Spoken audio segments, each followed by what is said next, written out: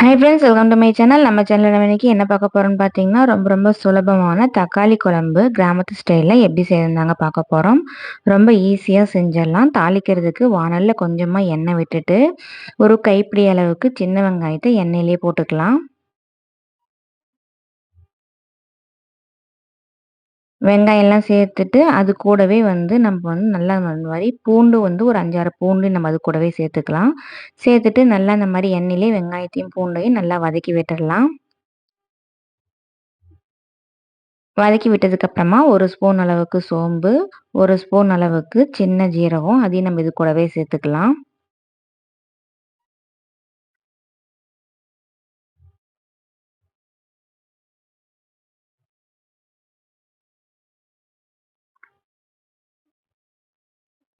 சோம்பு எல்லாத்தையும் சேர்த்துட்டு நல்லா இந்த மாதிரி எண்ணெயிலேயே பொரியிற அளவுக்கு வதக்கி விட்டதுக்கப்புறமா ஒரு 3 தக்காளியை நல்லா லென்த்தாக கட் பண்ணி அதையும் நம்ம இது கூடவே சேர்த்துக்கலாம். இப்போ தக்காளி வெங்காயம்லாம் எண்ணெயிலே கொஞ்சம் நல்லா வதங்கணுன்ட்டு இல்லைங்க, ஒரு பாதி அளவுக்கு வதங்கினா போதும். நல்லா இந்த மாதிரி வதக்கி விட்டுருங்க. இப்போ இது கூடவே உப்பும் சேர்த்துக்கலாம். உப்பு சேர்த்து வதக்கிறப்போ தக்காளி சீக்கிரம் நமக்கு வதங்கிடும். அதுக்காக தான் உப்பும் சேர்த்துக்கலாம்.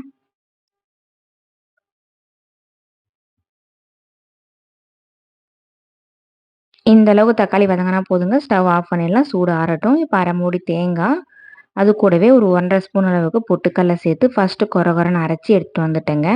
இப்போ அது கூடவே நம்ம வதக்கி வச்சிருக்க தக்காளி நம்ம அது கூடவே சேர்த்துக்கலாம். தக்காளி எல்லாம் சேர்த்துட்டு இதை நல்லா நைஸாக அரைச்சி எடுத்து வந்துடலாம். இப்போ பாருங்கள், நைஸாக அரைச்சி எடுத்து வந்துட்டோம். இப்போ நம்ம தக்காளி வதக்கின அதே வானல்லே இந்த மசாலாவையும் நம்ம இது கூட சேர்த்துட்டு குழம்பு எந்த அளவுக்கு நமக்கு திக்காக வேணுமோ அந்த அளவுக்கு திக்காக தண்ணி வேணுன்ற அளவுக்கு சேர்த்துட்டு நல்லா கலந்து விட்டுறலாங்க.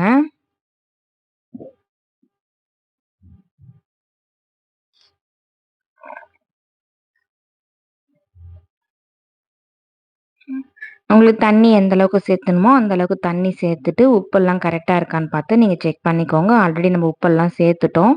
இப்போ தண்ணி எல்லாம் ஃபுல்லாக விட்டுட்டு கலந்து விட்டுறலாம்.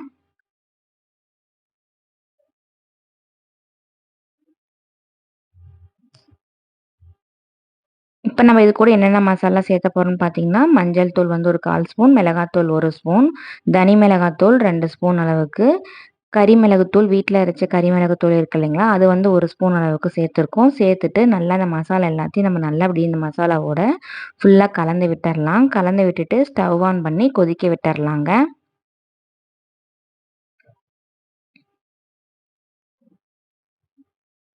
அது ஒரு பக்கம் நல்லா கொதிக்கட்டும். நம்ம அதுக்கு ஒரு தாளிப்பு கொடுத்துடலாங்க. எண்ணெய், கடுகு, ஒரு பெரிய வெங்காயம் பொடுசா கட் பண்ணி அது கூட சேர்த்துட்டு, ஒரு கொத்து கருவேப்பிலை இதெல்லாம் போட்டு பொரிஞ்சதுக்கப்புறமா ஒரு தாளிப்பு கொடுத்துடலாம். தாளிப்பு கொடுத்துட்டு நல்லா இந்த மாதிரி மிக்ஸ் பண்ணி விட்டுடலாம். குழம்பெல்லாம் நல்லா கொதிக்கட்டும். இந்த குழம்பு சாப்பாடு, இட்லி, சப்பாத்தி, தோசைன்ட்டு எல்லாத்துக்குமே வச்சுக்கலாம். ரொம்ப நல்லாயிருக்கும். ஈஸியாகவும் இருக்குங்க. கிராமத்து ஸ்டைலில் ஒரு சூப்பரான தக்காளி குழம்பு ரெசிபி எப்படி செய்கிறதுன்னு நம்ம இந்த வீடியோவில் பார்த்தோம். இப்போ பாருங்கள், குழம்பு எல்லாமே ரொம்ப சூப்பராக கொதிச்சு தயாராகிடுச்சு. கம கமன் மணத்தோட சூப்பரான தக்காளி குழம்பு ஈஸியான முறையில் எப்படி செய்யுதுன்னு நம்ம இந்த வீடியோவில் பார்த்தோங்க. இந்த வீடியோ உங்களுக்கு பிடிச்சிருந்ததுன்னா மறக்காமல் நம்ம சேனலை சப்ஸ்கிரைப் பண்ணிவிட்டு அப்படியே லைக் பண்ணிக்கோங்க. உங்கள் ஃப்ரெண்ட்ஸ் அண்ட் ஃபேமிலிக்கும் ஷேர் பண்ணி விடுங்க. ரொம்ப ஈஸியாக சுலபமாக ஒரு சூப்பரான தக்காளி குழம்பு ரெசிபி. இந்த ரெசிபி நீங்களும் கண்டிப்பாக ட்ரை பண்ணி பாருங்கள். தேங்க்யூ.